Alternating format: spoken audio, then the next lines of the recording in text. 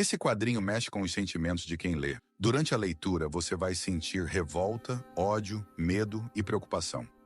E sim, por mais que você não acredite, ler quadrinhos também causa as mesmas sensações de assistir filmes. O Monstro Debaixo da Cama é uma história em quadrinhos de um autor brasileiro. Nela conta a história de uma menina rodeada por monstros, e o pior deles mora na sua casa, e é o seu próprio pai. A partir daí começam os questionamentos. Porque o pai de uma menina seria um monstro aos olhos da própria filha. Por aí a gente já vê que nessa história tem coisa. Mas infelizmente essa é a realidade de muitas famílias ao redor do mundo. Foi por causa dessa temática que a história chamou a minha atenção e eu acabei comprando. Muita gente fala que história em quadrinhos é coisa para criança. Se você é um desses, pode pegar uma cadeira, sentar, preparar uma merenda e assistir esse vídeo. Se você não é um desses, pode fazer o mesmo, porque nesse vídeo você vai começar a se interessar por esse assunto. O Monstro Debaixo da Minha Cama é uma história em quadrinhos que trata de um assunto muito perturbador, que acontece todos os dias com várias pessoas. Só a coragem do autor de falar sobre esse tema já vale o like do vídeo. Eu sou o leitor. O objetivo desse canal é falar sobre livros e principalmente sobre quadrinhos. Na leitura de hoje vamos falar sobre como uma criança indefesa convivia com um monstro cruel dentro da própria casa. Vamos falar sobre a história em quadrinho do autor brasileiro Lucas Jonathan. No começo da história já temos um aviso bem assustador, dizendo que a história é ficção, mas a realidade é pior, já preparando o leitor para uma ambientação bem bizarra que o artista resolveu construir e então a protagonista é nos apresentada. Lucy é uma criança que está encolhida em seu quarto, escutando de ouvidos tapados duas pessoas brigarem na sua casa. Mais tarde descobrimos que essas pessoas eram a sua mãe e um monstro. Então logo percebemos que aquele monstro, na verdade, é o seu pai. Depois disso, Lucy vai para a escola. E quando ela abre a porta da sua casa, vemos que todos os homens são vistos como monstros no ponto de vista dela. Quando eu li, achei que tinha mais alguma mensagem específica. Mas na cabeça da protagonista, todos os homens são iguais, adultos, crianças ou idosos. Todos os homens são monstros horríveis e chifrudos. Por aí já podemos ter noção de como é a realidade da Lucy. Ela é só uma criança indefesa que sofre coisas terríveis, e seu inimigo é o próprio pai. Na história é citado que o pai de Lucy é o Homem do Ano e possui poder e influência naquela região. Daí já entendemos um pouco melhor o motivo da mãe da protagonista aceitar ficar naquela situação. Afinal, é muito difícil vencer uma pessoa influente e poderosa usando os parâmetros da lei. E eu não quero falar em detalhes sobre o que ela sofre, mas no final do quadrinho descobrimos que a mãe da Lucy sofreu um problema durante o parto, e isso possivelmente afetou suas partes íntimas. Daí em diante, vocês já devem ter uma noção do que o pai faz com a Lucy. Não vou dar mais spoiler porque quero que vocês leiam esse quadrinho, que inclusive é nacional. E o autor cumpre 100% do propósito da obra, retratar essa realidade da maneira mais simples e implícita, de forma com que quem leia se sinta incomodado a agir.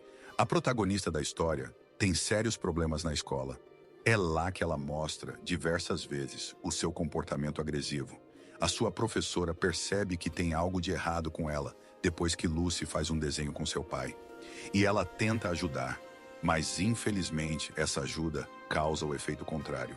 E aí temos mais umas daquelas partes que te dá nos nervos. É revoltante a maneira como a Lucy não consegue lidar com a situação, já que ela é uma criança e sua mãe se vê num beco sem saída. A arte desse quadrinho é espetacular, um show à parte, e combina perfeitamente com a história. Os desenhos são bem cartunescos e as cores são preto, branco e rosa. Pode parecer uma combinação de cores estranha, mas aqui essa combinação deu totalmente certo. E ele é tão bom na arte quanto no roteiro. No decorrer da história, percebemos que os únicos amigos de Lucy são os seus próprios brinquedos. Os bonecos são os melhores amigos e conselheiros dela e presenciam tudo o que acontece entre as quatro paredes de seu quarto. Eles tentam ajudar, mas eles não são reais. E ver a maneira que ela interage com eles chega a dar um aperto no coração. Só não superam os diálogos de Lucy com a sua mãe, já que as duas enfrentam esse problema e não conseguem achar uma saída. Lucy considera a sua mãe culpada por parte da situação. Já a mãe justifica a sua falta de atitude diante daquele pesadelo. Inclusive, um diálogo entre as duas personagens traz: Bastante reflexão para quem é jovem e pensa em se casar ou entrar para a união estável. Tenha extremo cuidado com as pessoas que você vai decidir passar o resto da vida. Esse cuidado a mãe de Lucy não teve. Sem a ajuda da mãe, Lucy é obrigada a traçar planos para se livrar desse pesadelo que é a sua vida.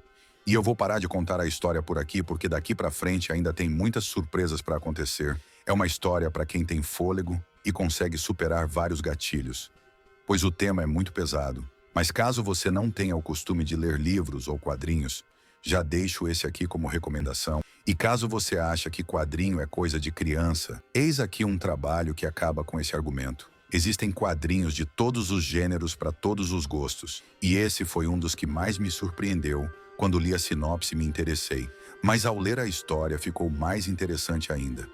Eu li essa história em menos de 1 hora e ela ficou martelando várias vezes na minha cabeça. Com certeza vou ler de novo e indicar sempre que eu puder. É uma das minhas melhores leituras do ano. E deixo aqui a recomendação. Eu comprei ela pelo site da Amazon. Paguei menos de R$ 30 por ela e acho que ainda está na promoção. Mas caso ainda não esteja, não se preocupe porque é um material que vale o preço. Poderia facilmente de transformar em uma animação ou filme e receber uma cacetada de prêmios. O autor da história nasceu em Mossoró, no Rio Grande do Norte. Mas hoje em dia ele mora na Argentina e continua trabalhando com o que ama. E isso me deixa feliz, porque trabalhar com o que gostamos é um privilégio que poucos têm. Tomara que ele continue usando esse talento e trazendo pra gente mais histórias impactantes como essa. E esse foi o vídeo. Espero que você tenha gostado e queira adquirir esse quadrinho. O preço dele é bem acessível e é um bom caminho para iniciar sua jornada no mundo das histórias em quadrinhos independentes. Muito obrigado por ter ficado até aqui. E até a próxima leitura. Não esqueça de deixar seu like, se inscrever no canal e também deixar sua opinião nos comentários. O que você achou dessa história? Vai adquirir esse quadrinho para começar a sua jornada como leitor? Diz pra gente.